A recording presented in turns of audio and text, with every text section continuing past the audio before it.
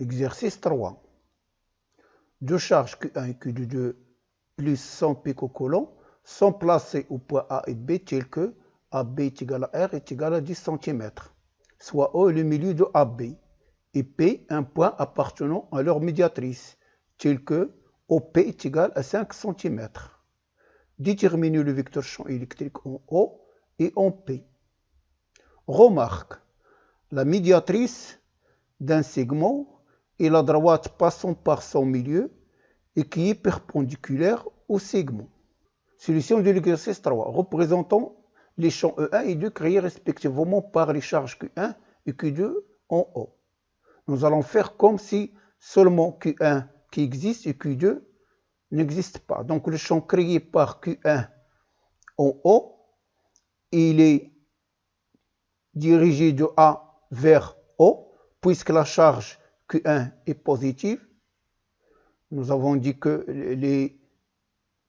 le champ et les lignes du champ, ils divergent, c'est-à-dire ils partent de A vers l'extérieur. Et le module de E1 est donné par K multiplié par la valeur absolue de Q1 divisé par la distance AO au carré. Maintenant, pour le champ créé par Q2 en O, nous avons dit que la charge Q2 est positive. De la même façon, son champ se dirige de B vers l'extérieur, donc c'est le champ E2. Son module est donné par K multiplié par la valeur absolue de Q2 divisé par la distance OB au carré. Ces deux champs E1 et E2 ont même module, même direction, c'est AB, mais de sens opposé. Donc leur somme au point O est égale à 0.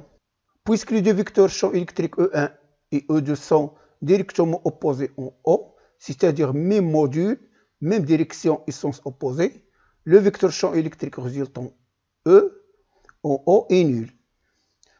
C'est-à-dire que E est égal à E1 plus E2 est égal à 0. Maintenant, représentons les champs E1 et O2 créés respectivement par les charges Q1 et Q2 en P. Voilà le point P. Nous avons dit que E, c'est le milieu du segment AB et que OP, c'est la médiatrice de AB. La médiatrice de AB, nous avons dit que c'est la droite perpendiculaire à AB et passant par son centre qui est O, par le milieu de AB.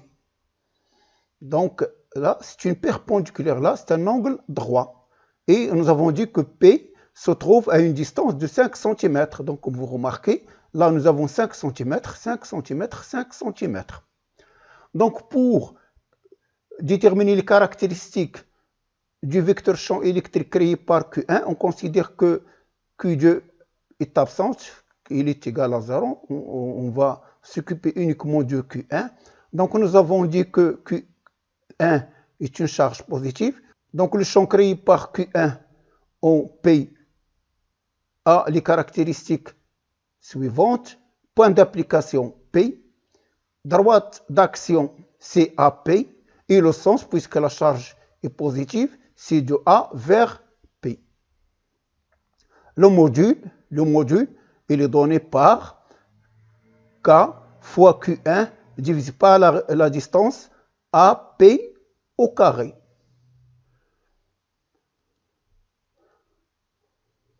Le module du vecteur champ électrique E1 est donné par, nous avons dit, par E1 est égal à K fois la valeur absolue de Q1 divisé par la distance AP qui est égale à R, c'est-à-dire divisé par R au carré, avec R est égal à AP. Maintenant, nous allons déterminer R. Nous connaissons la distance AO, OP, et nous allons déterminer la distance AP qui est égale à R. Déterminons R d'après le théorème de Pythagore. Donc nous allons utiliser le théorème de Pythagore. Qu'est-ce qu'il dit le théorème de Pythagore? Il dit que dans un triangle rectangle, nous avons l'hypoténuse, c'est ça l'hypoténuse au carré, est égale à OP au carré plus OA au carré.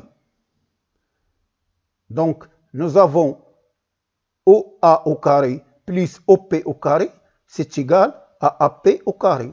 Avec AP, c'est l'hypoténuse du triangle rectangle en O. Triangle rectangle en O, voilà, c'est un angle droit. Donc le triangle AOP est un triangle rectangle en O. Donc on peut appliquer le théorème de Pythagore. Donc déterminons R d'après le théorème de Pythagore pour le triangle OAP qui est rectangle en O. O est égal à 90 degrés. C'est cet angle. Donc en remplaçant, nous avons dit que AO au carré plus OP au carré est égal à AP au carré. Donc AP au carré, c'est égal à 5 au carré, donc AO c'est 5 cm, donc 5 au carré, plus 5 au carré, ça fait AP au carré est égal à 50. D'où R est égal à AP est égal à 5 racine carrée de 2. 50 c'est 2 fois 25. Racine carrée de 2 fois 25, c'est 5 racine carrée de 2 cm.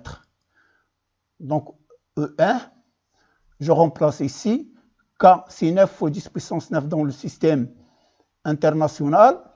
Q1 c'est 100 fois 10 puissance moins 12 coulomb. Nous avons dit 100 pico-coulomb. Donc pico c'est moins 12. Donc 100 fois 10 puissance moins 12 coulomb. La distance R est égale à 5 racine carrée de 2. Centimètres, il faut convertir en mètres. Centimètres, ça veut dire 10 moins 2. Donc 5 fois racine carrée de 2 fois 10 puissance moins 2, le tout au carré. Tout calcul fait, nous allons trouver E1 est égal à 180 newtons par coulomb. La même chose pour la charge Q2, on fait comme si Q1 n'existe pas. Donc nous avons la charge Q2 en B, il crée le champ en P. On suppose que Q1 n'existe pas. Donc, puisque la charge Q2 est positive, donc le champ il se dirige de B vers P. La droite d'action de O2 c'est BP. Le sens c'est B vers P. Et le module est donné par K fois la valeur absolue du Q2 divisé par BP au carré. Donc, pour la charge Q2, on fait comme si Q1 n'existe pas. Q2 crée un champ électrique en P, dont le module du vecteur champ électrique E2 est donné par E2 est égal à K fois la valeur absolue du Q2 divisé par R au carré. Avec R au carré, c'est BP. Déterminons R avec R est égal à BP. Donc, d'après le théorème de Pythagore, c'est la même chose pour le triangle OBP, qui est rectangle en O, donc 90 degrés, 90 degrés. Nous avons BO au carré plus OP au carré est égal à BP au carré. Donc R est égal à BP est égal à 5 racine carrée de 2 cm. E2 est égal à 9 fois 10 puissance 9 multiplié par 100 fois 10 puissance moins 12 coulomb divisé par 5 racine carrée de 2 fois 10 puissance moins 2, le tout au carré. Pourquoi moins 2? Parce que la distance en centimètres, il faut la convertir en mètres. Donc centimètres, c'est 10 puissance moins 2 mètres. Donc 5 racine carrée de 2 multiplié par 10 puissance moins 2, le tout au carré. Tout calcul fait, nous allons trouver O2 est égal à 180 newtons par coulomb. Nous avons dit dans le cours que le vecteur champ créé en un point par plusieurs charges ponctuelles est la somme vectorielle des vecteurs champ électriques créés par chacune d'elles. Donc E égale à E1 plus E2. Voici la représentation graphique de la somme vectorielle donnant E. Donc nous avons le champ E1 créé par Q1 et le champ E2 créé par Q2. Et le champ E résultant, c'est la somme des deux. Donc je fais E1 plus E2. Ça, c'est la parallèle à E2. Donc c'est la somme, c'est comme ça qu'on fait la somme vectorielle. Donc E1 plus E2 est égal à E. Calcul du module de E. Comme E1 et E2 forment un angle droit, là, nous avons un angle droit, 90 degrés entre E1 et O2. C'est un angle droit. Pourquoi? Parce que là, nous avons un triangle rectangle isocèle. c'est-à-dire rectangle 90 degrés, isocèle, ça veut dire les deux côtés OP est égal à OA. Donc cet angle-là est égal à cet angle-là. Donc 45 plus 45, puisque là, l'ensemble des angles d'un triangle est égal à 180, puisque nous avons là 90, il nous reste cet angle-là plus cet angle-là, c'est 90. Donc, puisque les deux angles sont égaux, donc 45, 45. Même chose là, 45, 45, 90, 90. Donc 45 plus 45, ça fait 90. Cet angle-là est l'opposé de celui-là. Donc ils sont égaux puisqu'ils sont opposés. Donc là, nous avons 90. Et là, c'est entre E1 et O2. Même chose là, nous avons donc 90, 90, 90, 90. Là, c'est un carré. Puisque E1 est égal à O2, là, cette figure-là, c'est un carré. Donc nous avons 90 partout. Les quatre angles ont 90 degrés. Donc on peut appliquer, comme j'ai dit là, comme E1 et E2 forment un angle droit à 90 degrés, on a, d'après le théorème de Pythagore, E au carré est égal à E1 au carré plus E2 au carré. Donc E au carré est égal à 2 fois E1 au carré, car E1 est égal à O2. Comme je peux écrire, est égal à 2 fois E2 au carré, c'est la même chose. Donc E est égal à la racine carrée de cette expression-là. Donc ça donne E1 racine carrée de 2. Donc E est égal à E racine carrée de 2. E est égal à E1 racine carrée de 2. Je remplace E1 par sa valeur, c'est 180 newtons par coulomb, multiplié par racine carrée de 2. Donc E est égal à 255 newtons par coulomb.